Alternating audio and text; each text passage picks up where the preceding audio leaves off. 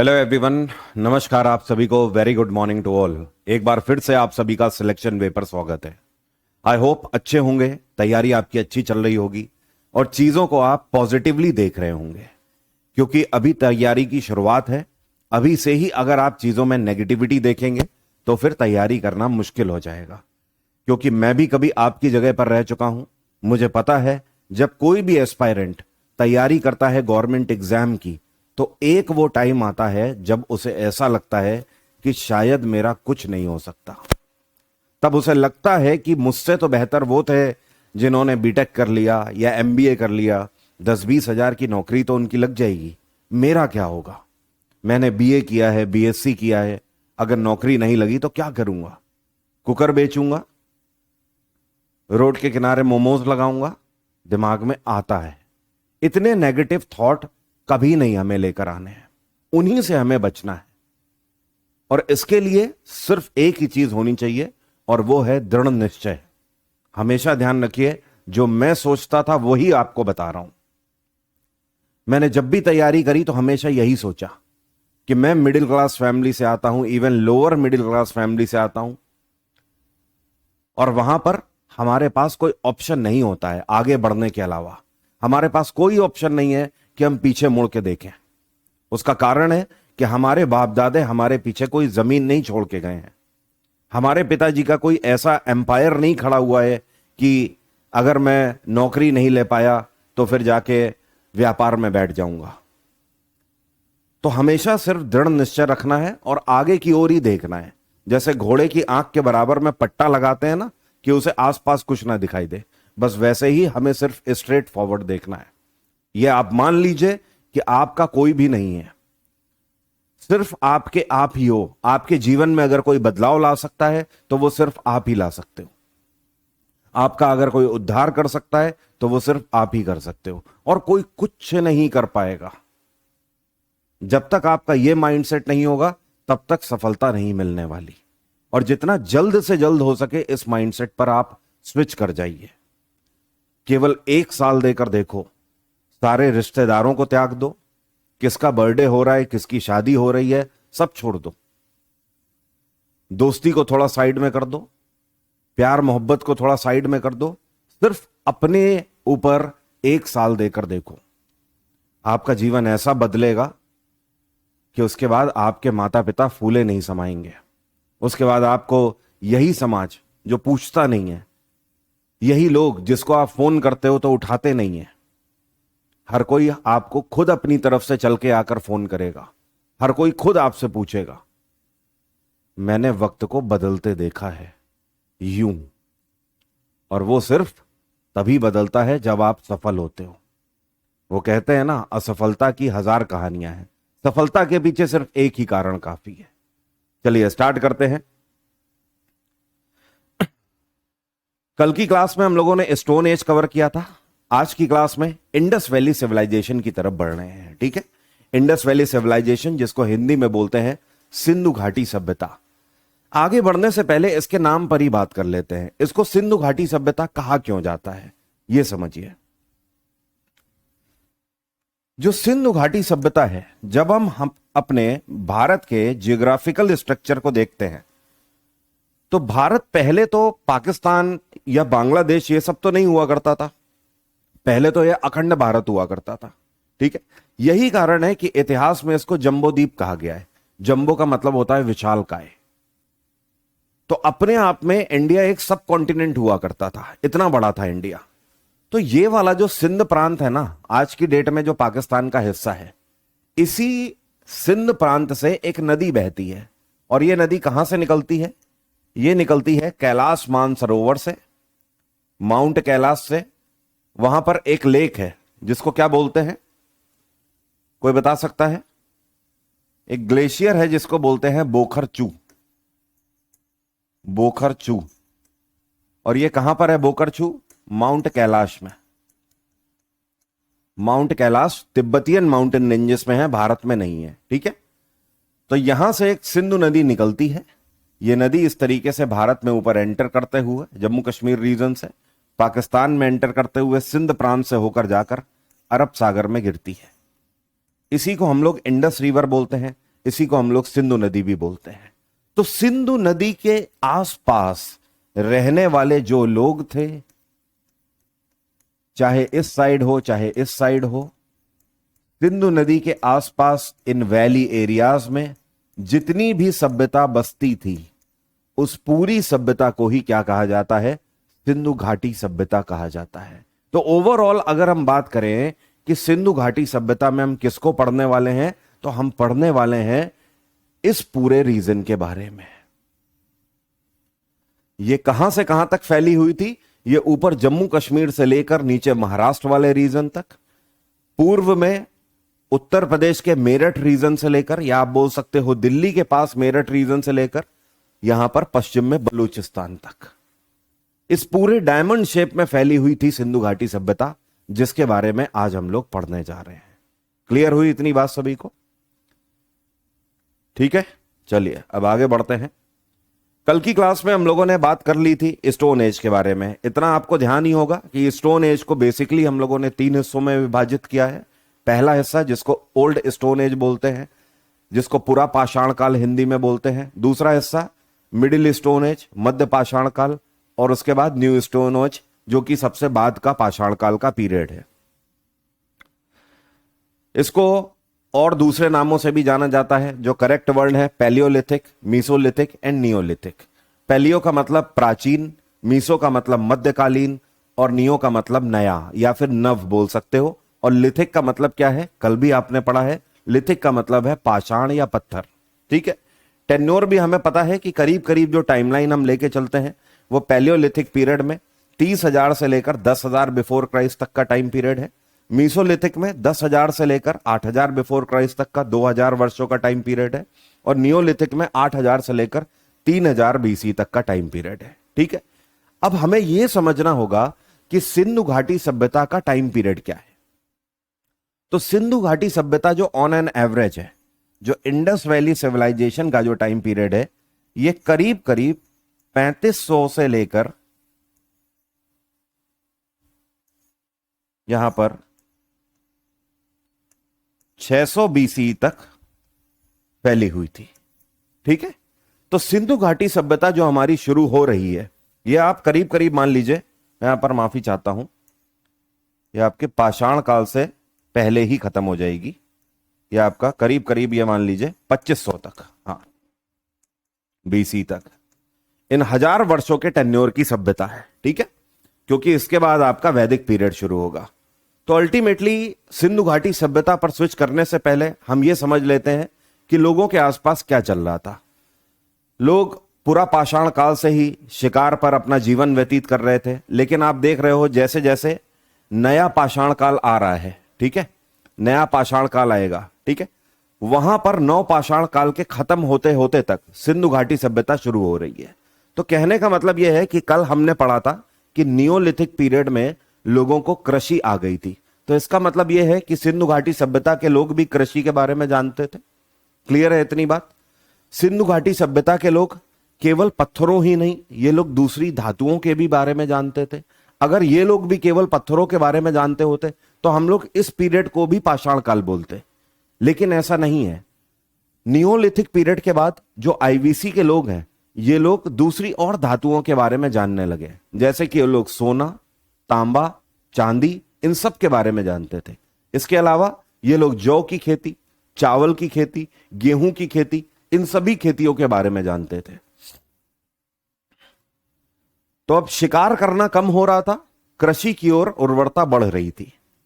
लगभग 36,000 ईसा पूर्व में हम यह मान के चलते हैं कि इंसान का जन्म हुआ होगा, जिसको होमो सेपियंस बोलते हैं।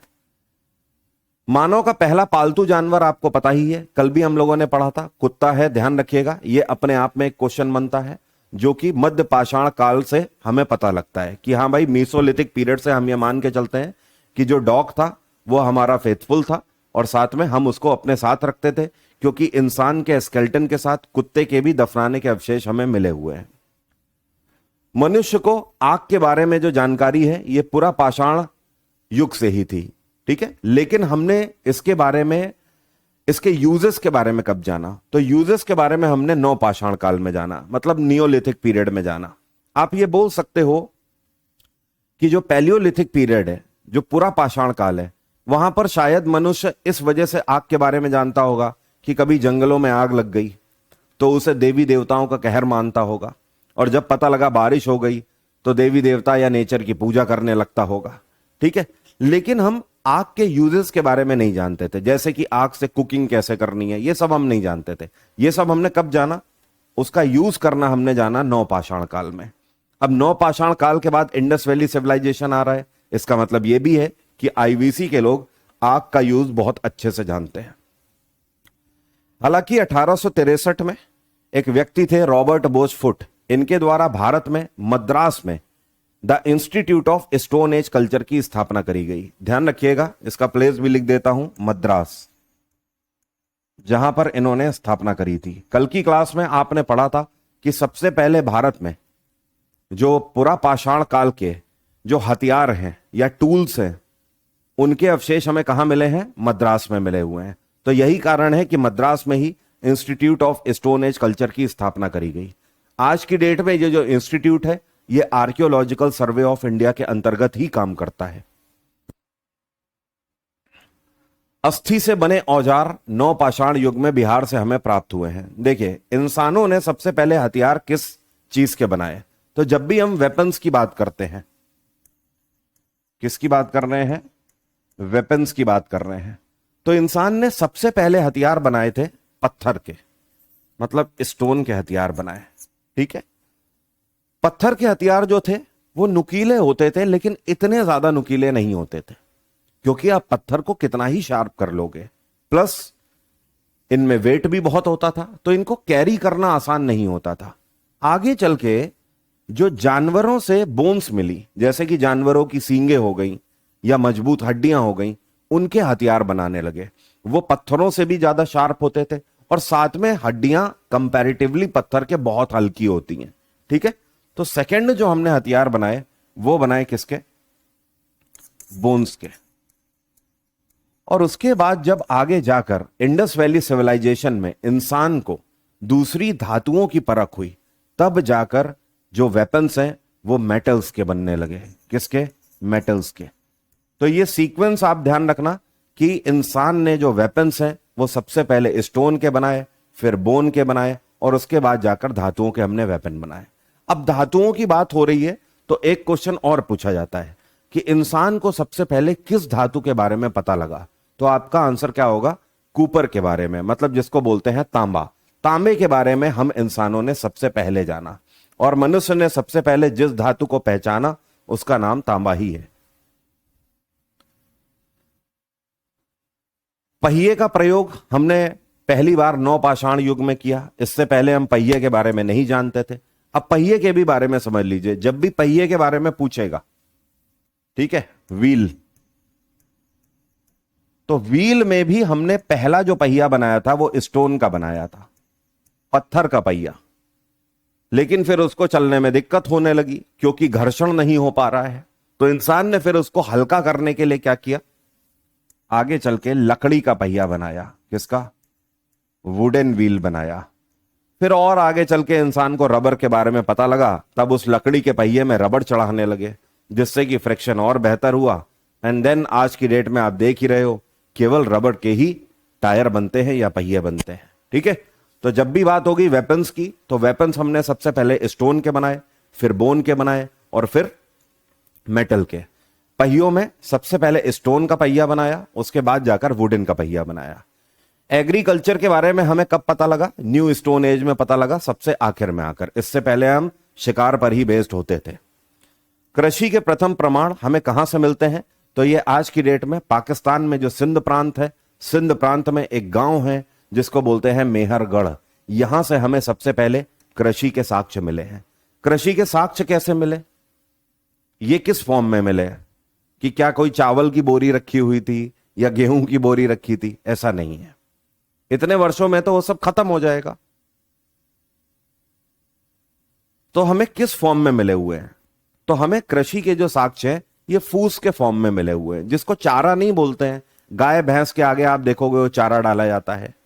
जैसे कि धान आप उगाते हो, तो धान में अंदर चावल होता है, लेकिन वो ऊपर आपको ब्राउन कलर का दिखाई देगा। उसको आपको छीलना होता है। जब आप उसे पील करते हो तब जाके अंदर निकलता है चावल का टुकड़ा। तो वो जो ऊपर की जो फूस है, जो ऊपर की लेयर है, वैसे फूस हमें मिले हुए हैं, जो कि ये हमें बताते हैं कि ये लोग कृषि के बारे में जानते थे। Now we are coming to Indus valley civilisation. अब बहुत ध्यान दीजिएगा यहां पर। अभी तक तो एक तरीके से रिकैप चल रहा था कि हाँ, हम लोग स्टोन एज के बारे में बात कर रहे थे और ये समझ रहे थे कि सिंधु घाटी सभ्यता के लोग क्या क्या चीजें जानते हैं। ठीक है, ये लोग आग के बारे में जानते हैं, मतलब आग का यूज करना जानते हैं। ये लोग धातुओं के भी बारे में जानते हैं। ये लोग एग्रीकल्चर के भी बारे में जानते हैं। ठीक है, काफी इंटेलिजेंट लोग हैं। पाषाण काल में जो इंसान हुआ करता था उससे तकनीकी तौर पर ये बहुत आगे हैं। अभी आपको पता लगेगा कि ये लोग किस किस तरीके से अपना एडमिनिस्ट्रेशन करते थे, अपना मैनेजमेंट करते थे डेली की लाइफ का। बट उससे भी पहले ये समझते हैं कि सिंधु घाटी सभ्यता कहां से लेकर कहां तक फैली हुई थी। तो देखिए, इंडस वैली सिविलाइजेशन अभी मैंने आपको बताया ऊपर जम्मू कश्मीर से लेकर नीचे दक्षिण में महाराष्ट्र रीजन तक फैली थी। ठीक है, जम्मू कश्मीर में ये कौन सा रीजन है?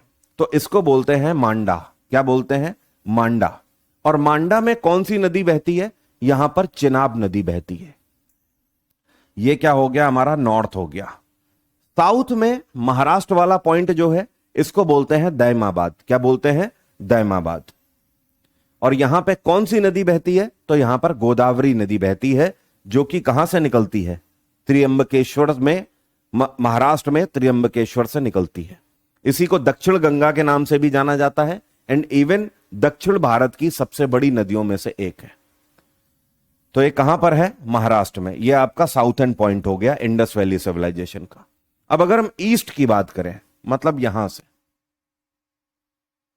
इस वाले रीजन से, तो ये वाला रीजन क्या है? यह आपका दिल्ली एनसीआर के पास ही पड़ता है, मेरठ। पहले इसका नाम आलमगीरपुर भी था। ठीक है, तो यहां पे कौन सी नदी बहती है? तो यहां पे हिंडन रिवर बहती है। हिंडन रिवर। क्लियर है? आज की डेट में एक नया शहर दिल्ली एनसीआर में है, गाजियाबाद। गाजियाबाद में हिंडन नदी है, लेकिन तब गाजियाबाद नहीं हुआ करता था। मेरठ बहुत ही पुराना शहर है। ठीक है, तो ये मेरठ वाला रीजन जहां से सिंधु घाटी सभ्यता ईस्ट में शुरू होती है और यहां से शुरू होकर कहां तक फैली हुई थी? ये फैली हुई थी बलूचिस्तान रीजन तक, मतलब पाकिस्तान का जो मोस्ट वेस्टर्न पॉइंट है बलूचिस्तान। और यहां पे कौन सी नदी बहती है? यहां पे जो नदी बहती है उसका नाम है दास्त रिवर। क्या नाम है? दास्त रिवर।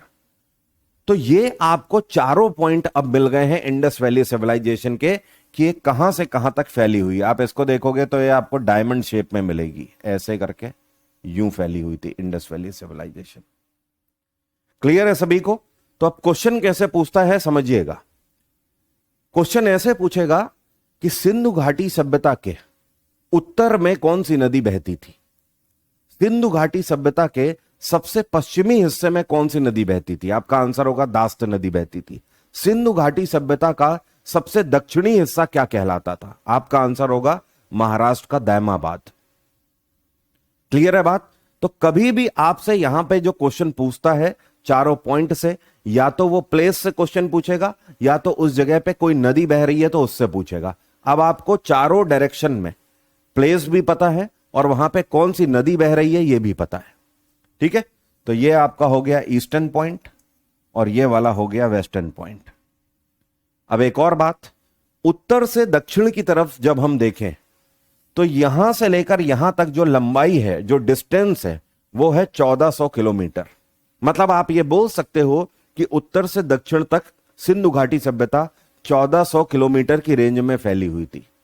जबकि पूर्व से पश्चिम की तरफ जब हम देखें, यहां से लेकर बलूचिस्तान तक, तो यह 1600 किलोमीटर में फैली हुई थी।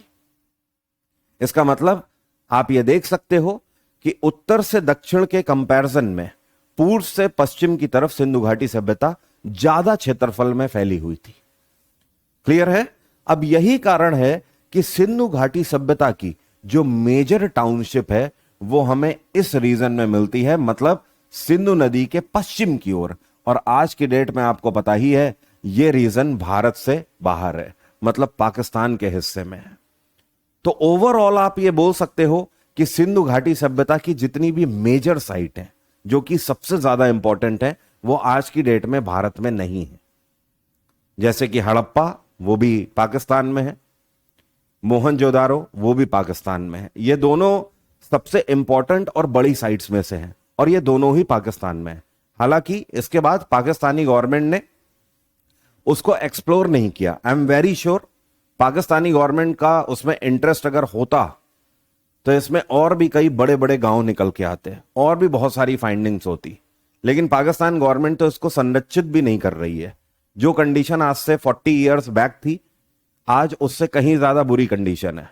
आप यूट्यूब पर डाल के देखोगे हड़प्पा या फिर मोहनजोदारो, तो आपको यूट्यूब में वीडियोस में मिल जाएगा। लोग वहां पे व्लॉगिंग कर रहे हैं, खड़े हुए हैं, आराम से निब्बा निब्बी घूम रहे हैं। लेकिन हमारे देश में ऐसा नहीं है। हमारे देश में अगर कोई भी ऐसी फाइंडिंग्स पाई जाती हैं तो आर्कियोलॉजिकल सर्वे ऑफ इंडिया तुरंत उसको सर्कल कर लेती है, उस पर्टिकुलर एरिया को रिजर्व कर देती है, कोई उसके अंदर नहीं जा सकता। इवन जब हमारा देश आजाद हुआ उस टाइम पर हमारे पास सिंधु घाटी सभ्यता की फाइंडिंग्स ना के बराबर थी। लेकिन देखते ही देखते हमारे आर्कियोलॉजिकल सर्वे ऑफ इंडिया ने बहुत सारी ऐसी नई खुदाई करी हैं जहां पर हमें सिंधु घाटी सभ्यता की न्यू साइट्स मिली हैं। जैसे कि गुजरात में लोथल वाले रीजन में, जैसे कि हरियाणा के हिसार में जो राखी गढ़ी है, वहां पर गांव के गांव पूरे निकले हैं। और ये सब अभी हाल फिलहाल में हुआ है 1997 के बाद। तो ये कहना कि केवल 2 ही साइट है, नहीं, यहां पर इवन मोर साइट्स हैं। बट वो एक अलग की बात है कि वो उसके बाद उस पर खुदाई नहीं कर रहे हैं। खैर, वो एक अलग बात हो गई। अब हमारे क्वेश्चन कैसे बनते हैं सिंधु घाटी सभ्यता से? बहुत सिंपल तरीके से क्वेश्चन बनते हैं। आपसे साइट्स के ही बारे में पूछा जाता है। कुछ ही इंपॉर्टेंट साइट है, बस आपको उन साइट्स के ऊपर फोकस रहना है। क्वेश्चन कैसे पूछेगा? उनमें 3 से 4 चीजों से क्वेश्चन पूछता है। पहला, साइट की खुदाई कब करी गई थी। दूसरा, आपसे क्वेश्चन बनाता है किसके द्वारा करी गई थी। तीसरा, पूछ देता है यहां पर कौन सी नदी बहती है। और चौथा, पूछ देता है कि यह पर्टिकुलर चीज कौन सी साइट से मिली थी, मतलब फाइंडिंग्स के बारे में। बस इन 4 तरीके से क्वेश्चन बनाता है, बाकी कोई क्वेश्चन ही नहीं बनते आईवीसी में। तो एक एक करके हम सारी इंपॉर्टेंट साइट्स को अब देखेंगे, और हर एक साइट में क्या चीज हमें मिली हुई है, कौन से वर्ष में उसकी खुदाई करी गई है, ये सब कुछ समझेंगे। एंड देन अपने आप ही आपको पता लग जाएगा, आप आसानी से क्वेश्चंस को हिट कर पाओगे। ओवरऑल अगर हम देखें तो 3300 से लेकर 1300 बीसी तक पूरा लास्ट एक सेगमेंट हम मान के चलते हैं इंडस वैली सिविलाइजेशन का। हालांकि जो मेन सिंधु घाटी सभ्यता है वो आप देख सकते हो, अर्ली फेज 3300 से लेकर 2600 तक ही है। और उसके बाद जो मैच्योर पीरियड है, जहां पर इसने सबसे ज्यादा अपने पैर फैलाए, मतलब जहां पर जनसंख्या सबसे ज्यादा बढ़ी, वो है 2600 से लेकर 1900 तक। और 1900 से लेकर 1300 तक ये लेट फेज है, जहां पे सिंधु घाटी सभ्यता लगभग खत्म हो रही थी। ठीक है, ओवरऑल सिंधु घाटी सभ्यता खत्म कैसे हो गई? तो ऐसा माना जाता है कि जितनी भी पूरी साइट थी, ये सिंधु नदी में बाढ़ आने की वजह से, क्योंकि सिंधु नदी का बहाव तब भी बहुत तेज था, आज भी बहुत तेज है। आज जितना है उसका आप ये मान के चलिए तब करीब 40 टाइम्स तो ज्यादा होगा ही होगा। तो नाउ यू कैन इमेजिन कि सिंधु नदी कितनी तेज बहती होगी।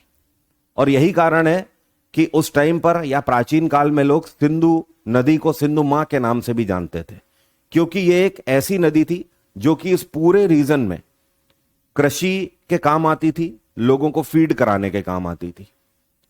तो यही रीजन है कि सिंधु नदी जो है वो केवल एक नदी नहीं है, वो अपने आप में पूरी सिविलाइजेशन बन गई। पहली साइट है हड़प्पा। ठीक है, अब ये हड़प्पा है क्या? हड़प्पा दरअसल एक गांव का नाम है। ठीक है, जो कि पंजाब में, जो कि पाकिस्तान वाला रीजन का पंजाब है, वहां पर एक हड़प्पा नाम का गांव है।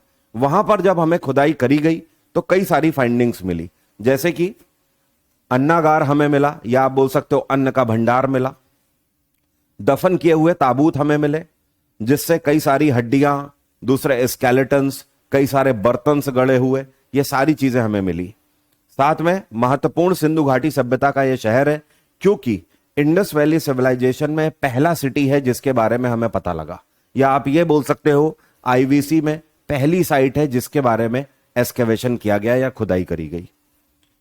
ओके, आज की डेट में ये कहां पर है? ये पाकिस्तान के पंजाब रीजन में मोंटगोमरी जिला है जहां पर हड़प्पा पड़ता है। यहां पर रावी नदी बहती है। 1921 में इसकी खुदाई करी गई और इसके खननकर्ता कौन थे? इनका नाम है दयाराम साहनी। सारे पॉइंट अपने आप में इंपॉर्टेंट है, बस इन्हीं जगहों से क्वेश्चन बनते हैं आपके। दूसरी साइट मोहनजोदारो। सिंधु घाटी सभ्यता की जितनी भी साइट्स हैं उनमें से सबसे ज्यादा इंपॉर्टेंट मोहनजोदारो है। इससे ज्यादा इंपॉर्टेंट कोई है ही नहीं। ठीक है, अब यहां पर समझिएगा दारो का मतलब क्या होता है। दारो का मतलब, क्योंकि एक चीज समझिएगा, ये जो सिंधु नदी है ये इस तरीके से पाकिस्तान से सिंध प्रांत से होकर बह रही है और सिंध प्रांत में कौन सी भाषा बोली जाती है? यहां पर सिंधी भाषा बोली जाती है। ठीक है, तो सिंधी भाषा में दारो का जो मतलब है, इसका मतलब क्या है? टीला। दारो का मतलब क्या है? टीला। अंग्रेजी में मॉन्ड बोलते हैं इसको। ठीक है, और सिंधी भाषा में मोहेन का मतलब क्या है? मोहेन का मतलब होता है मृतक या डेड। तो मोहेनजोदारो जो इसका नाम है वो किस वजह से है? सिंधी भाषा में इसका मतलब है मृतकों का टीला। ये वो साइट है जिससे हमें सबसे ज्यादा फाइंडिंग्स मिली। ये वो साइट है आईवीसी की जिससे हमें सबसे ज्यादा लग्जरी आइटम्स मिले हैं और सबसे ज्यादा मॉडर्न साइट हम इसको मानते हैं। इससे बेहतरीन साइट हमें अभी तक नहीं मिली है आईवीसी की। तो मोहनजोदारो एक ऐसा शहर है जहां पर पॉपुलेशन बहुत ज्यादा रहा करती होगी, हमें पता है, क्योंकि यहां पर सुख सुविधाएं बहुत सारी हैं, जिससे हम ये अंदाजा लगाते हैं कि पॉपुलेशन भी बहुत होगी। जैसे एग्जांपल आज की डेट में अब बेंगलोर मेट्रो सिटी है, बेंगलोर की पॉपुलेशन आप देखिए बहुत है। दिल्ली की पॉपुलेशन तो डिस्ट्रिक्ट वाइज सबसे ज्यादा है। मुंबई की पॉपुलेशन देखिए ज्यादा है। तो एक तरीके से आप ये बोल सकते हो ये सबसे आधुनिक शहरों में से एक था मोहनजोदारो। यही कारण है कि आज ये शहर नहीं है, इस वजह से इसको मृतकों का टीला डिक्लेयर किया गया है सिंधी भाषा में, इसलिए इसका नाम है मोहनजोदारो। लोकेशन पाकिस्तान का सिंध प्रांत है। यहां पर नदी सिंधु नदी बहती है। हड़प्पा की खुदाई 1921 में करी गई, उसके अगले साल ही 1922 में इसकी खुदाई करी गई। इसके खननकर्ता थे Rakhal Das Banerjee, in short R D Banerjee भी इनको कहा जाता है। अब यहां पर हमें क्या क्या चीजें मिली? सबसे ज्यादा चीजें यहीं पर मिली। पहली चीज तो द ग्रेट बाथ हमें मिला हुआ है, द बिगेस्ट बाथ घाट। ये जो आपको पिक्चर में दिखाई दे रहा है ना, यही है द ग्रेट बाथ। जब इसकी खुदाई करी गई तो हमें शुरुआत में ऐसा लगा कि जैसे ये राजा महाराजाओं के बैठने की जगह हो, कि भाई राजा यहां पर बैठ जाता होगा, आसपास यहां पर प्रजा बैठती होगी। लेकिन नहीं, जब पूरी खुदाई हुई तो पता लगा ये तो द ग्रेट बाथ है। मतलब एक तरीके का ऐसा स्विमिंग पूल जिस पर आसपास की पूरी सोसाइटीज के लोग पानी भरने आते होंगे, नहाने आते होंगे। आप इसमें क्लियरली देख सकते हो ऊपर से सीढ़ियां बनी हुई हैं, ये खड़ी सीढ़ियां बनी हुई हैं, तो अंदाजा ये लगाया जाता है कि ये पुरुषों के लिए होंगी, जबकि महिलाओं के लिए देखिए छोटी सीढ़ियां बनी हुई हैं, अलग से घाट बना हुआ है शॉर्ट में। ठीक है, तो पहली चीज द ग्रेट बात यहां पे मिला हुआ है। दूसरी चीज ग्रेट ग्रेनरी मिली हुई है, मतलब अन्न का भंडार यहां से भी हमें मिला हुआ है। ब्रोंज डांसिंग गर्ल मिली हुई है। अब ये ब्रोंज डांसिंग गर्ल है क्या? कांसे की एक मूर्ति मिली हुई है, ये कांसे की एक मूर्ति मिली हुई है जिसमें नृत्य करती हुई महिला को दर्शाया गया है। अब ये जो ब्रोंज डांसिंग गर्ल है, जब आप इसको ध्यान से देखोगे तो आपको मोहनजोदारो के बारे में बहुत सारी इंफॉर्मेशन मिलेगी। जैसे आप इस मूर्ति को जब देखेंगे तो इस महिला ने यहां पर आभूषण पहना है, यह भी एक आभूषण पहना हुआ है। ये देखिए यहां पर कलाई से लेकर ऊपर पूरे हाथ में आभूषण पहना है, गले में एक नेकलेस पड़ा हुआ है, माथे पर भी कुछ पहना हुआ है। ये चीज ये दर्शा रही है कि मोहनजोदारो के अंदर भव्यता बहुत थी, मतलब लोग इस शहर के बहुत संपन्न थे। क्लियर हो रही है बात? क्लियर हो रही है मेरी बात? क्योंकि अगर इतने आभूषण एक महिला पहन रही है तो जाहिर सी बात है कि भव्यता यहां पर थी। प्लस ये लोग नृत्य के बारे में जानते थे। अगर नृत्य के बारे में जानते थे, इसका मतलब इनका अपना कल्चर भी था। ऐसा नहीं कि पाषाण काल की तरह खाना बदोश जीवन जी रहे थे, नहीं, इनका अपना एक प्रॉपर कल्चर था, इनकी अपनी मान्यताएं थी, जो कि हमें इस ब्रोंज डांसिंग गर्ल से मिलती है। प्लस ये भी हमें मिला हुआ है मोहनजोदारो से। ये एक स्टैचू है, इसको द बियर्डेड मैन स्टैचू बोलते हैं, मतलब दाढ़ी वाले व्यक्ति का स्टैचू बोलते हैं। अब अगर इस स्टैचू को भी आप देखें, ये हाथ से टूटा हुआ है थोड़ा, ठीक है। जब आप इसको ध्यान से देखोगे तो आप देखिए इसने भी माथे पर कुछ ऐसा पहन रखा है, आभूषण जैसा, ठीक है, जैसा कि पुरोहित वगैरह पहनते थे। पुरोहित का मतलब पुजारी वगैरह पहनते थे, ठीक है। साथ में आप देखिए यहां बाहों पर भी एक ऐसा पहना हुआ है। आप अगर पोशाक देखिए तो पोशाक में कई सारे डिजाइन बने हुए हैं। तो ये सारी चीजें हमें बता रही हैं कि मोहनजोदारो कितना ज्यादा भव्य शहर रहा करता होगा, लोग कितने ज्यादा यहां पर संपन्न थे। और क्या हमें यहां से मिला हुआ है? बियर्डेड मैन हो गया, टेराकोटा टॉयज मिले हुए हैं, मतलब मिट्टी के खिलौने मिले हुए हैं। इन मिट्टी के खिलौनों में बैलगाड़ी बनी हुई मिली है, बैल भी मिला हुआ है, ठीक है। तो बैलगाड़ी अगर हमें मिली हुई है, इसका मतलब यह है कि लोग यहां पर बैलगाड़ी के बारे में जानते थे, लोग बैलगाड़ी का ट्रांसपोर्टेशन के लिए यूज कर रहे थे। क्योंकि ऑब्वियस सी बात है, आज की डेट में हमें जो खिलौने मिल रहे हैं वो खिलौने कहीं ना कहीं मार्केट में कोई चीज है जो एग्जिस्ट करती है, वही है ना। जैसे ये गाड़ी है, ये क्या है, ये एग्जिस्ट कर रही है ना, आज की डेट में हमारी लाइफ का हिस्सा है ना कार, ठीक है। सो उसी तरीके से तो अगर हमें टेराकोटा टॉयज मिल रहे हैं, दैट मीन्स कि ये लोग उन चीजों के बारे में जानते थे। बुल सील मिली हुई है, पशुपति सील मिली हुई है, ठीक है, और 3 सिलिंड्रिकल सील्स मिली हुई है मेसोपोटामियन टाइप। अब सील का मतलब क्या है? सील का मतलब है मोहर से, ठीक है। एक ऐसी सील मिली हुई है जिसमें एक बैल की आकृति बनी हुई है।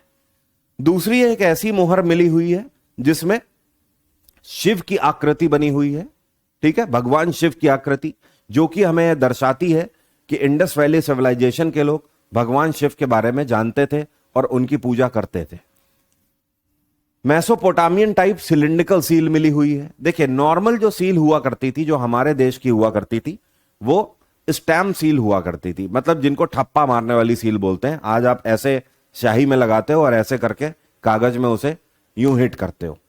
लेकिन मेसोपोटामिया में अलग तरीके की मोहरें चलती थी, वहां पर सिलिंड्रिकल सील चलती थी, बेलनाकार। जैसे बेलन है तो बेलन में यहां पर अक्षर लिखे हुए हैं, अब उनको स्याही में डाला गया और उसके बाद कागज या कपड़े पर चला दिया गया। वैसे कागज के बारे में तो ये लोग जानते ही नहीं थे, कपड़े पर ही लिखावट होती थी, तो कपड़े पर ऐसे करके रोल कर दिया गया तो वो अपने आप लिख जाता था।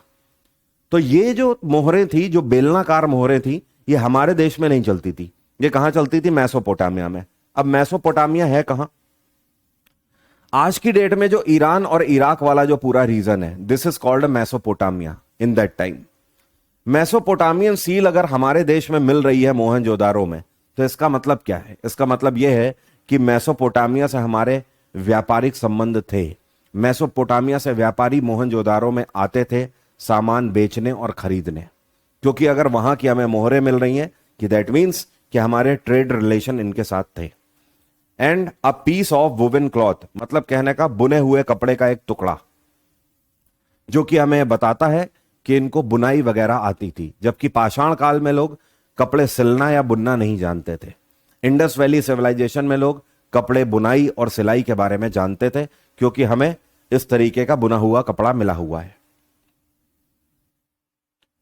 तो कभी भी आपसे क्वेश्चन पूछेगा कि मोहनजोदारो के बारे में पूछेगा, तो एक क्वेश्चन पूछता है कि इंडस वैली सिविलाइजेशन का मोस्ट मॉडर्न सिटी कौन सा था, तो आपका आंसर क्या होगा? मोहनजोदारो। आज की डेट में कुछ ऐसा दिखाई देता है मोहनजोदारो। अगली जो साइट है ये है चन्नहुदरो, ठीक है।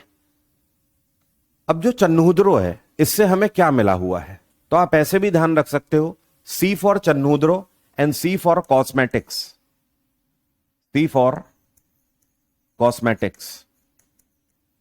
जितने भी कॉस्मेटिक्स के आइटम हैं वो सब हमें चन्नहुदरो से मिले हुए हैं। साजो सज्जा के सामान, आपको क्या लगता है आज की डेट में आप ही को सजना संवरना आता है?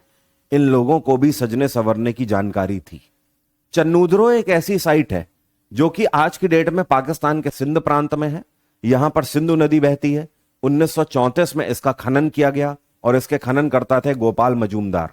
अब यहां पर फाइंडिंग्स क्या क्या है, तो हमें यहां पर पहली चीज तो बेड मेकिंग फैक्ट्री मिली हुई है। बेड का मतलब होता है मनका। क्या होता है? मनका। और मनका कैसे बनता है? जब आप मोती में छेद करते हो तो वो मनका बन जाता है। और मनका बनाने की जरूरत क्यों पड़ती है? माला बनाने के लिए। क्योंकि अगर आपको मोती पहनना है माले के रूप में तो आपको मोतियों में छेद करना होगा, और जैसे ही आप मोती में छेद करते हो तो वो मनका कहलाने लगता है। ठीक है, तो मनके बनाने का कारखाना यहां पर मिला हुआ है। सेकेंड थिंग, लिपस्टिक का भी उपयोग यहां पर मिला हुआ है। ठीक है, आज की डेट में ही लिपस्टिक नहीं यूज कर रहे हैं। Now you can imagine Indus valley civilisation की महिलाएं भी लिपस्टिक का यूज करती थी, वो अपने तरीके से उसे बनाती थी। काला आईलाइनर भी मिला हुआ है और कंघी भी मिली हुई है। ये जो करीना कपूर खान ऐड करती है ना, ब्लैक आइकॉनिक काजल, ये केवल आज ही नहीं है, तब की महिलाएं काले लाइनर का यूज कर रही हैं। जो हमें कंघी मिली हुई है वो कुछ इस तरीके की मिली हुई है, दो तरीके की। एक तो ये वाली कंघी मिली है जो कि लकड़ी की कंघी है। एक दूसरी कंघी ये मिली हुई है जो कि बोन्स की बनी हुई है। दोनों में आप अंतर साफ देख सकते हो। ये सस्ती वाली है और ये महंगी वाली है। ये वाली जो कंघी है ये मात्र लकड़ी की है, जबकि ये बोन्स की बनी हुई है।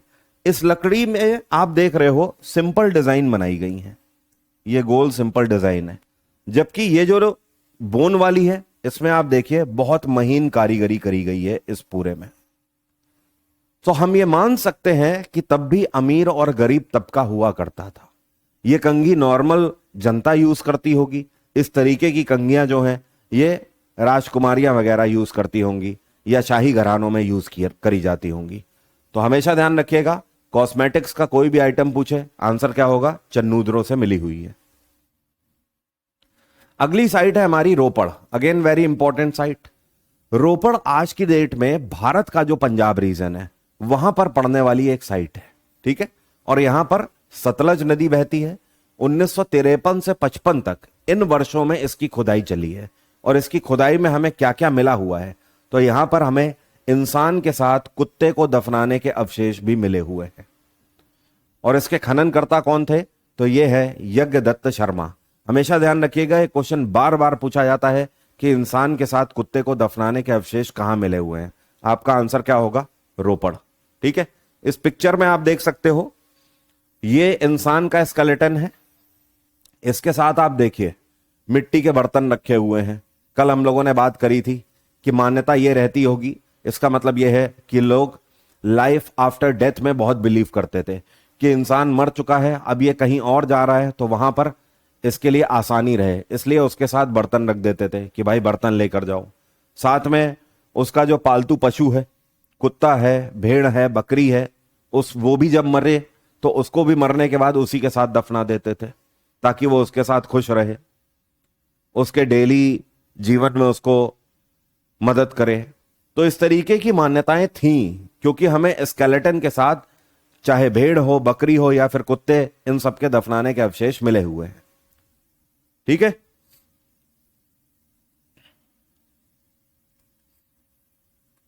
सर ये इतने दिनों तक सेफ कैसे रह गई? नरेन का कहना है देखिए सेफ वही चीजें रह गई हैं जो कि सरवाइव कर सकती हैं।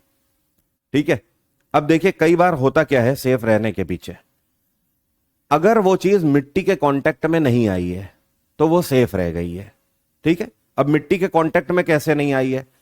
कई सारी फाइंडिंग्स ऐसी मिली हुई हैं जो कि ईंटों के बीच में फंसी हुई हैं। आप मेरा एक वीडियो डाल के देखिएगा, अभी कुछ टाइम पहले मेरा एक स्टूडेंट है, वो हरियाणा के हिसार में रहता है। ठीक है, अखिल, तो उसने बुलाया था तो मैं वहीं गया था राखीगढ़ी में। तो मैंने वहां पर देखा था ईंट, पता है कितनी बड़ी थी? मैंने ईंट लिटरली उठाई तो मेरी चेस्ट कवर हो गई, इतनी बड़ी ईंट जो राखीगढ़ी में मिली हुई है। और आज की डेट में कितनी बड़ी ईंट होती है? इतने हाथ के बराबर केवल ईंट है, लेकिन आईवीसी में इतनी बड़ी ईंटें यूज करी जा रही है। तो जब इतनी बड़ी ईंटें यूज हो रही है मतलब एक सिलबट्टा आपने देखा है जिसमें लोग चटनी पीसते हैं गांव में, उतने सिलबट्टे के बराबर की ईंट है। अब इतनी बड़ी बड़ी ईंटों में बहुत सारी चीजें फंस गई, तो वो बनी रह गई, तो जो कि हमें फाइंडिंग्स के तौर पर मिल गई। अदरवाइज मिट्टी के कांटेक्ट में है तब तो वो डिकम्पोज होनी ही होनी है, एक टाइम के बाद कुछ बचेगा ही नहीं। ठीक है, तो जो इस तरीके से रह गई हैं बस वही हमें मिल पाई हैं चीजें। नेक्स्ट है लोथल। ठीक है, अब देखिए ये भी डिपेंड करता है कि उस पर्टिकुलर जगह पर सैलिनिटी है कि नहीं। अगर लवणता है, अगर नमक है, ठीक है, क्योंकि समुद्र का पानी हो सकता है, जाहिर सी बात है सिंधु नदी में जब उफान आया होगा, इतनी बड़ी नदी है, तो अरब सागर का पानी भी हो सकता है ऊपर चढ़ के आया हो। ठीक है, क्योंकि ये पूरा जलमग्न हो गया था, तभी ये पूरी सिविलाइजेशन डिस्ट्रॉय हुई थी। तो कहीं कहीं पर अगर सैलिनिटी भी ज्यादा हो गई होगी, लवणता मतलब समझते हैं ना, समुद्र के पानी में जो नमक है, तो अगर लवणता भी ज्यादा हो गई है तो भी डिकम्पोजिशन जो है वो वहां पर तो बहुत तेजी से हो गया। लेकिन जहां पर लवणता नहीं पहुंच पाई वहां पे डिकम्पोजिशन बहुत धीमा रहा, और प्लस अगर ईंटों के बीच में दबी रह गई तो फिर और ज्यादा धीमा हो गया, जिसकी वजह से ये फाइंडिंग्स हमें मिल भी पाई हैं। अगली साइट है लोथल। आज की डेट में करंट लोकेशन गुजरात का अहमदाबाद रीजन है। ठीक है, यहां पर भोगवा नदी बहती है। 1955 से लेकर 62 तक 7 साल तक इसकी खुदाई चली। इसके खनन करता थे रंगनाथ राव। अब यहां पर हमें क्या क्या मिला हुआ है, पूरे भारत में सिंधु घाटी सभ्यता का सबसे बड़ा डॉक यार्ड हमें यहीं से मिला हुआ है। डॉक यार्ड का मतलब बंदरगाह, जहां से आयात और निर्यात होता था। अरे भाई ये हमारा भारत है, ठीक है, ये गुजरात है, तो गुजरात से भी तो मेसोपोटामिया की तरफ व्यापार हो रहा होगा। तो यहां से ये जो पर्टिकुलर पॉइंट है, ये पूरा रीजन आपका लोथल कहला रहा है। ठीक है, तो लोथल में हमें क्या मिला है, आज की डेट में भारत का सबसे बड़ा डॉक यार्ड जो कि आईवीसी के टाइम पर हमें मिला था, वो लोथल ही है। इसके अलावा एक और हमें डॉकयार्ड मिला है जिसका नाम है सुक्त गेंदर, जो कि आपका पाकिस्तान का ग्वादर पोर्ट है, लेकिन उसके बारे में अभी हम बात करेंगे। और आज की डेट में वो भारत का हिस्सा भी नहीं है, लेकिन वो भी सिंधु घाटी सभ्यता के टाइम पर यूज होता था पानी में आवाजाही के लिए। फिलहाल इसको समझते हैं लोथल को। पहली चीज तो भारत का सबसे बड़ा आईवीसी के टाइम का डॉकयार्ड मिला। दूसरी चीज बेड मेकिंग कारखाना यहां पर भी मिला है, मन के बनाने का कारखाना। तीसरी चीज बटन सील यहां पर भी मिली हुई है। बटन सील का मतलब वही ठप्पे वाली मोहर मिली हुई है। फायर अल्टर्स मतलब पूजा की बेदियां मिली हुई हैं। पूजा की बेदी जानते हो कैसी, जिसमें हवन करते हो ना, आपने हवन कुंड देखा होगा, ठीक है, तो वो बेदी कहलाती है। तो इस तरीके की यहां पर आप इस पिक्चर में देखिए, ये आपको बेदी दिख रही है, ये देखिए, ध्यान गया है यहां पर, ये एक पूजा की बेदी बनी हुई है, प्लस यहां पर छोटी छोटी बेदियां बनी हुई हैं, फायर अल्टर्स, जो कि हवन करने के काम आती होंगी। एक ये देखिए बनी हुई है। ये चीज ये हमें बताती है कि लोग कहीं ना कहीं पूजा पाठ में, रिचुअल्स में आईवीसी के लोग बहुत ज्यादा बिलीव करते थे। क्लियर। पेंटेड जार मिला हुआ है, मतलब बड़े बड़े बर्तन मिले हुए हैं जिनके ऊपर पेंटिंग हो रखी है। Earliest cultivation site of rice है। सेट ऑफ एलिफेंट टीथ भी मिले हुए हैं, मतलब हाथियों के दांत का सेट मिला हुआ है। ये इस तरीके से, ये हाथी के दांत का सेट है। अब हाथी के दांत का यूज कई चीजों के लिए किया जाता था, जैसे कि डेकोर्स आइटम्स के लिए, या फिर कुछ यूजफुल थिंग्स के लिए, जैसे कि कंघी वगैरह बनाने के लिए, खिलौने बनाने के लिए, इन सब चीजों के लिए हाथी के दांत का यूज किया जाता होगा, हथियारों को बनाने के लिए। लोथल के बाद अगली साइट है कालीबंगा। इसका नाम कालीबंगा पता है क्यों दिया गया है? कालीबंगा का मतलब जानते हैं क्या है? काली का मतलब है यहां पर काले से, ठीक है, बंगा वर्ड आया है बैंगल से। बैंगल का मतलब चूड़ियां। ये वो साइट है जहां पर काली पकी हुई और कच्ची चूड़ियां हमें मिली हुई हैं, टूटी हुई और साबुत फॉर्म में। आज की डेट में राजस्थान का श्री गंगानगर यह कहलाता है। करंट लोकेशन क्या है? राजस्थान का श्री गंगानगर। यहां पर घग्गर नदी बहती है। 1961 में इसकी खुदाई करी गई थी। इसके खनन में 2 लोग शामिल थे, बीबी लाल और बीके थापर। बीबी लाल का मतलब ब्रिजबासी लाल और बालकृष्ण थापर। अब यहां पर चीजें हमें क्या क्या मिली हुई हैं, सबसे बड़ी तादाद में काली और पकी हुई चूड़ियां मिली हुई हैं। ठीक है, चूड़ियां भी अलग अलग फॉर्म में मिली हुई हैं, जैसे कि ये देखिए टूटी हुई चूड़ियां हैं, ये चूड़ी देखो, ये सब टूटी हुई चूड़ियां हैं मिट्टी की। ठीक है, प्लस दूसरी तरफ आप देखिए ये समूची चूड़ी भी मिली है, ये थोड़ी मोटी चूड़ी है, ये सब चूड़ियां हैं। ये देखिए ये पत्थरों के छोटे छोटे कण मिलाकर चिपकाकर बनाई गई चूड़ियां हैं। तो एक बड़ी तादाद में हमें चूड़ियां मिली हुई हैं, और साथ में धातुओं की भी चूड़ियां देखिए ये मिली हुई हैं। तो ओवरऑल बहुत सारे एक्सट्रैक्ट की चूड़ियां जो हैं वो हमें कालीबंगा में मिली हुई हैं। इसकी वजह से इस साइट का नाम ही कालीबंगा रख दिया गया है। आप देख सकते हो टेराकोटा भी मिले हुए हैं, मिट्टी के खिलौने जिसमें हाथी बनाया गया है, कोई दूसरा और जानवर भी बना हुआ है। प्लस वन मोर थिंग, यहां पर फायर अल्टर्स पूजा की वेदियां भी मिली हुई हैं। और सबसे इंपॉर्टेंट जो पूछा जाता है कि शिवलिंगम हमें कहां से मिला हुआ है, तो शिवलिंगम भी हमें मिला हुआ है कालीबंगा से। शिवलिंगम का मतलब है शिवलिंग से। ये जो शिवलिंग है, ये जो आपको दिखता है, ये कुछ इस तरीके से आप मान लीजिए,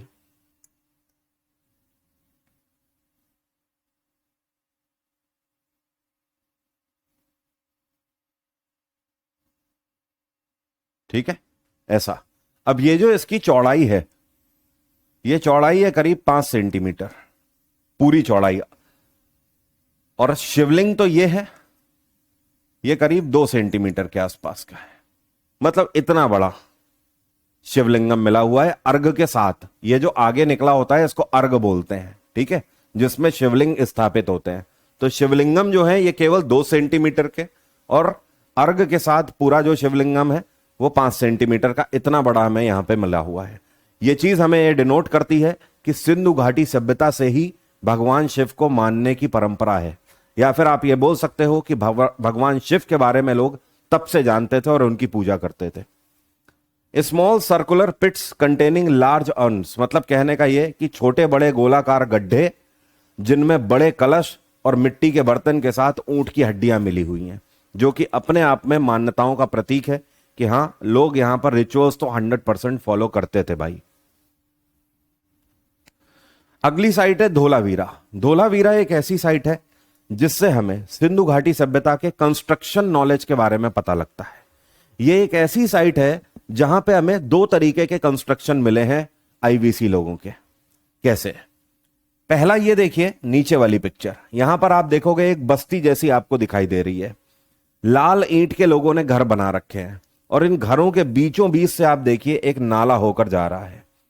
यह चीज हमें ये दर्शाती है कि ये लोग अपने ड्रेनेज सिस्टम को लेकर कितना ज्यादा कॉन्शियस थे। ये लोग अपने ड्रेनेज सिस्टम को कभी हल्के में नहीं लेते थे। हर एक घर में हमें यहां पर कुएं मिले हुए हैं। आप समझ लीजिए कि पानी से ये लोग कोई कॉम्प्रोमाइज नहीं कर रहे हैं, पानी की इंपॉर्टेंस को ये बहुत अच्छे से समझ पा रहे हैं। और प्लस जो एक ध्यान देने वाली बात है वो ये कि इन्होंने अपने रहने के लिए जो बस्तियां बनाई हैं, जो घर बनाए थे, वो लाल ईंट और साथ में उसके ऊपर मिट्टी चिपकाकर बनाए थे ताकि ये घर ठंडे बने रहे। जबकि दूसरे तरीके के जो हमें स्ट्रक्चर मिले हैं, जो ऊपर दिखाई दे रहे हैं, ये बड़े बड़े पत्थरों से बने हुए स्ट्रक्चर हैं। यहां पर आप देखिए बड़े बड़े पत्थर लगाए गए हैं।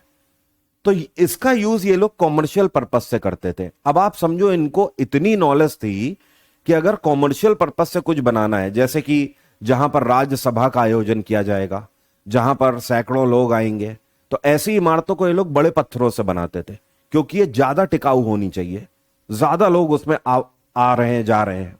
जबकि घरों को ये लोग छोटी ईंटों से बनाते थे। सेम उसी तरीके से जैसे आज की डेट में आप देखोगे, आप सरिया लेने जाइए तो उसमें आप देखोगे 10 mm का, 12 mm का, 16 mm का, उसके बाद मना कर देता है, कहता है सर घर का है तो आप 12 mm 16 mm तक लगा लीजिए, उससे ज्यादा फिर कॉमर्शियल साइट में यूज होता है बिल्डिंग बनाने में। तो आप समझो इनकी नॉलेज कितनी थी। इनके कंस्ट्रक्शन नॉलेज के बारे में हमें धोलावीरा साइट से पता लगता है। प्लस हमें यह भी पता लगता है धोलावीरा साइट से कि इन्होंने जो घर बनाए हुए थे ये किस फॉर्म में रहा करते थे। ऐसे ये घर है, ठीक है। अब इन घर की एंट्री किधर है? इन वाले घरों की एंट्री इस साइड है और इन वाले घरों की एंट्री इस साइड है। ये ऐसे भी तो रह सकते थे,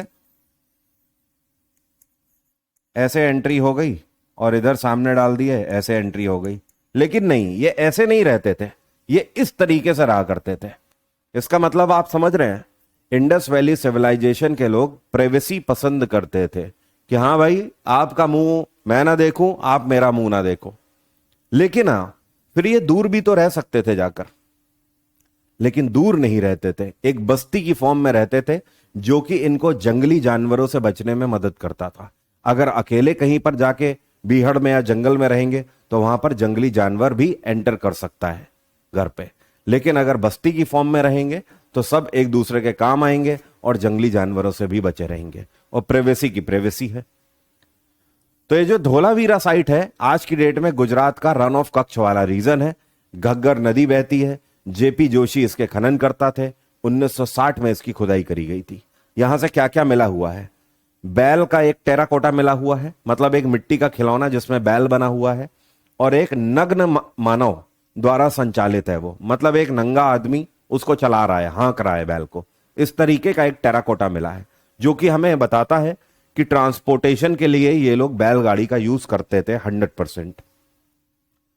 जल संचयन और जलाशयों की संख्या, मतलब वही कि आसपास यहां पे रिजर्वर्स भी मिले हुए हैं, इनके घरों में कुएं भी मिले हुए हैं, निर्माण के लिए चट्टानों का उपयोग, ये सब कुछ हमें धोलावीरा से ही मिलता है। अगली एक साइट है बनावली। बनावली से कुछ बहुत ज्यादा चीजें हमें नहीं मिली हुई है।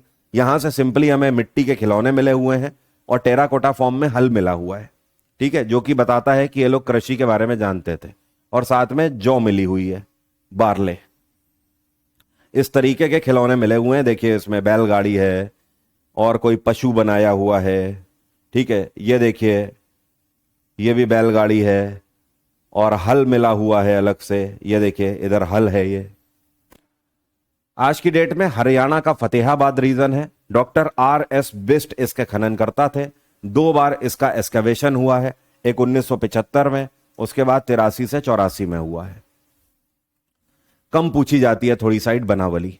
लेकिन ये जो साइट है राखीगढ़ी, ये सबसे इंपॉर्टेंट में से एक है। मोहनजोदारो के बाद सबसे ज्यादा इंपॉर्टेंट यही है। उसका कारण पता है क्या है? मोहनजोदारो IVC का मोस्ट मॉडर्न शहर था, ठीक है, लेकिन राखीगढ़ी पूरे IVC की सबसे बड़ी साइट है। राखीगढ़ी हमारी आजादी के टाइम तक हमें नहीं पता था कि इतनी बड़ी साइट है। 1997 के बाद से इसमें बहुत ज्यादा खनन हुआ है और आज तक भी इसमें खुदाई चल रही है राखीगढ़ी में।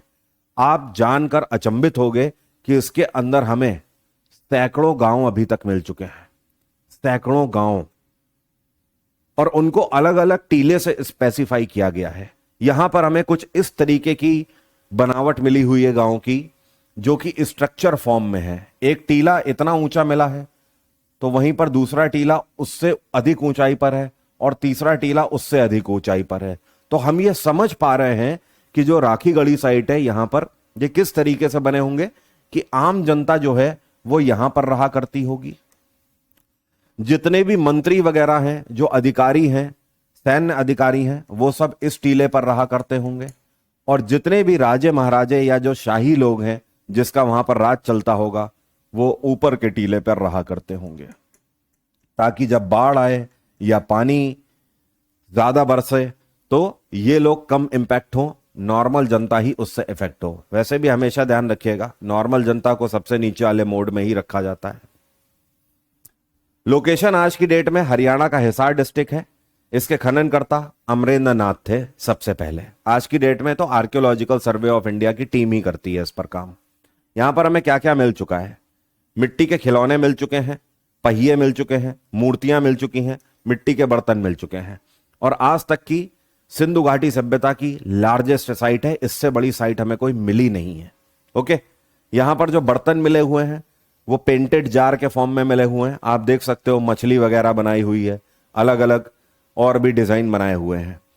ये देखिए कोई ना कोई पशु बनाया गया है, जैसे कि एक सींग वाला गेंडा जैसे ये प्रतीत हो रहा हो, 1 हॉर्न राइनो।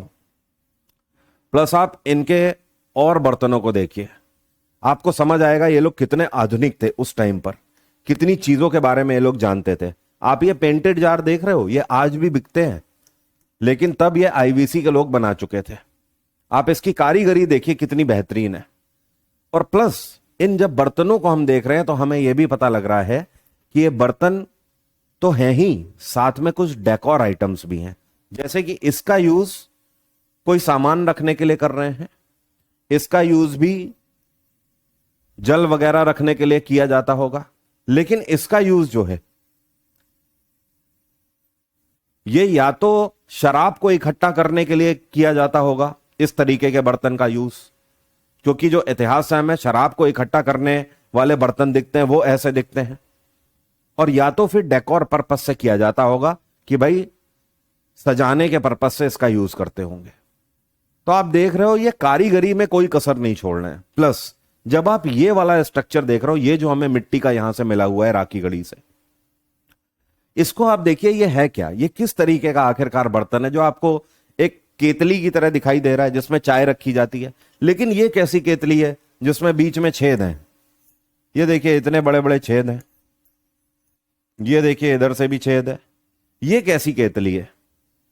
तो दरअसल ये केतली नहीं है। जब ये निकली तो लोगों को लगा कि अरे ये लोग केतली का यूज करते थे, आगे चोंच बनी हुई है। नहीं, ये लालटेन है। इनको ये नॉलेज थी कि जो आग है वो ऑक्सीजन के कांटेक्ट में रहेगी तभी जलेगी, अगर ऑक्सीजन नहीं होगी एनवायरनमेंट में तो आग नहीं जल सकती। जैसे आज लालटेन में हम क्या करते हैं, या छोटी सी अगर आप पूजा के लिए आप देखते हो, आप जोत जलाते हो तो आप देखोगे उसके आसपास छेद होते हैं, ताकि वो हवा से भी उसे बचा कर रखती है और पर्याप्त ऑक्सीजन भी उस तक पहुंचाती रहती है। इस तरीके का ये बर्तन है जिसके अंदर ये आग जला देते थे और पर्याप्त ऑक्सीजन जाती रहे। केवल ऐसा करने से भी काम चल सकता था, लेकिन देखो इसको सजाने के लिए भी कोई कसर नहीं छोड़ी। आगे कोई जानवर सा बना दिया है जो कि काफी अट्रैक्टिव लगे देखकर ये पॉट। ठीक है, अगली जो साइट है ये है लरकाना। लरकाना डिस्ट्रिक्ट पाकिस्तान के पंजाब रीजन में पड़ता है। राखाल दास बनर्जी ने ही इसका भी खनन किया है 1922 में, जब मोहनजोदारो का किया था। सिंधु नदी बहती है और यहां पर केवल हमें जौ मिले हुए हैं, जौ के अवशेष, बारले। अगली साइट है आलमगीरपुर। यह भी इतनी ज्यादा इंपॉर्टेंट नहीं है। आलमगीरपुर मेरठ वाली ही साइट है जो कि मोस्ट ईस्टर्न साइट है। यहां पर हिंडन नदी बहती है। 1958 में इस पर खनन किया गया था वाईडी शर्मा के द्वारा। यहां पर हमें गर्त पर कपड़े का प्रभाव मिला हुआ है, मतलब काफी गहराई में जाकर एक कपड़े का टुकड़ा मिला हुआ है, बस, और यहां पर कुछ नहीं मिला हुआ है। सूक्त गेंदर, अगेन ये इंपॉर्टेंट साइट है। मैंने अभी आपको बोला था ना कि लोथल इकलौती साइट नहीं है जो कि डॉकयार्ड थी। डॉकयार्ड की टोटल 2 साइट हमें आईवीसी में मिली हुई हैं। एक तो लोथल जो कि आज की डेट में भारत में है, दूसरी है सूक्त गेंदर जो भारत में नहीं है, जो कि आज की डेट में बलूचिस्तान वाले रीजन में है। ठीक है, यह पाकिस्तान का ग्वादर पोर्ट कहलाती है। यहां से भी मेसोपोटामिया में व्यापार किया जाता था। 1927 में इसका खनन किया गया, आरएल स्टीन ने किया था, और आज की डेट में बलूचिस्तान वाले रीजन में है जहां पर दास्त नदी बहती है। ठीक है, इसको हम लोग एक ट्रेड पॉइंट ही मानते हैं, जो कि हड़प्पा सभ्यता और बेबीलोन के बीच में, बेबीलोन इराक का एक रीजन हुआ करता था, उसके बीच में व्यापार के लिए यह यूज करी जाती थी। ओवरऑल ये साइट है, लेकिन आपको जो इंपॉर्टेंट साइट याद रखनी है वो बस इतनी ही साइट ध्यान रखनी है। इसका क्वेश्चन कोई भी आपका बाहर नहीं जाएगा इससे। कुछ इंपॉर्टेंट फैक्ट्स पर भी ध्यान दे देते हैं कि क्वेश्चन हमसे कैसे पूछे जाते हैं। जैसे कि एक क्वेश्चन आपसे पूछा जाता है कि आईवीसी का सर्वाधिक आबादी वाला स्थल कौन सा है, सबसे ज्यादा लोग कहां पर बसे हुए थे, तो ये जो महाराष्ट्र है, महाराष्ट्र के दैमाबाद में सबसे ज्यादा लोगों की बसावट थी। सिंधु घाटी सभ्यता का सबसे आधुनिक शहर कौन सा है या स्थल कौन सा है, आपको आंसर पता ही है, मोहनजोदारो, जहां से द ग्रेट बाथ मिला हुआ है, bronze dancing girl, bearded man, terracotta, ये सब कुछ तो मिला हुआ है यहां से। हड़प्पा सभ्यता का सबसे बड़ा स्थल कौन सा है, अभी अभी आपने पढ़ा, हरियाणा का राखीगढ़ी, यह सबसे बड़ा स्थल है। यहां पर हमें कई सारे गांव मिले हुए हैं। इंडस वैली सिविलाइजेशन का सबसे बड़ा शहर कौन सा है, यहां पर देखिए स्थल के बारे में पूछा है। ये कोई एक गांव या कोई एक शहर नहीं है, ये गांवों का समूह है राखीगढ़ी। लेकिन कोई एक पर्टिकुलर शहर की अगर बात करें तो आपका आंसर होगा मोहनजोदारो। ये सबसे बड़ा शहर है जो कि 300 हेक्टेयर में करीब करीब फैला हुआ है। सिंधु घाटी सभ्यता के लोग किस धातु के बारे में नहीं जानते थे? जब आप प्रीवियस ईयर क्वेश्चन देखोगे तो यह क्वेश्चन कई बार पूछा जाता है कि सिंधु घाटी सभ्यता के लोग किस धातु के बारे में नहीं जानते थे या बिल्कुल नॉलेज नहीं थी। वो धातु है लोहा।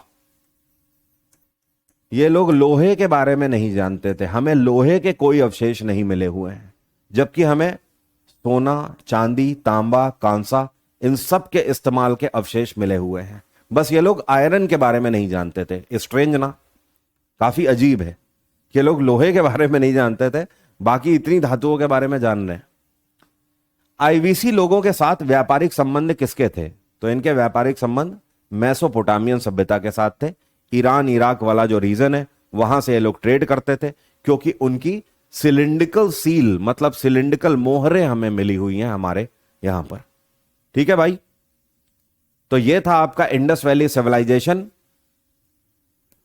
कल की क्लास में पूरी कोशिश रहेगी कि आगे बढ़ने से पहले पाषाण काल और आपका सिंधु घाटी सभ्यता दोनों के इंपॉर्टेंट क्वेश्चन मैं आपको कवर कराऊं, जिससे कि क्वेश्चन प्रैक्टिस होगी, आपको अपने आप में कॉन्फिडेंस आएगा। कोई चीज ऐसा तो नहीं है कि समझ नहीं आ रही है। मैंने आपको पहले भी बोला है, अगर सिलेक्शन लेना है तो एंटरटेनमेंट से काम नहीं चलेगा, आपको पेशेंस रखना होगा। और सिलेक्शन वाली पढ़ाई अलग होती है, वहां पर डेली डेली एंटरटेनमेंट नहीं चलेगा। तो कल की क्लास में क्वेश्चन प्रैक्टिस करेंगे स्टोन एज के और आईवीसी के। ठीक है भाई, चलो आज की बात यहीं तक रहेगी। Thank you everyone, bye, take care, have a nice day, आपका दिन मंगलमय।